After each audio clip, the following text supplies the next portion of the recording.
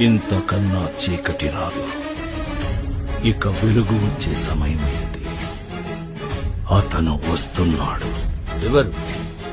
అన్ని మతాలు, అన్ని జాతులు అతని రాక కోసం ఎదురు చూస్తున్నాయి. సమస్త సమర్థ సగంధ సహస్ర శతక్రాద సంభూతి సంహారాదయ వివర్త విదగ్ధ విమర్ధ వినీత హిమాశిఖర గీంకార అవ్యయ ప్రణప్రియ. తన పేరు చరిత్ర మర్చిపోదు.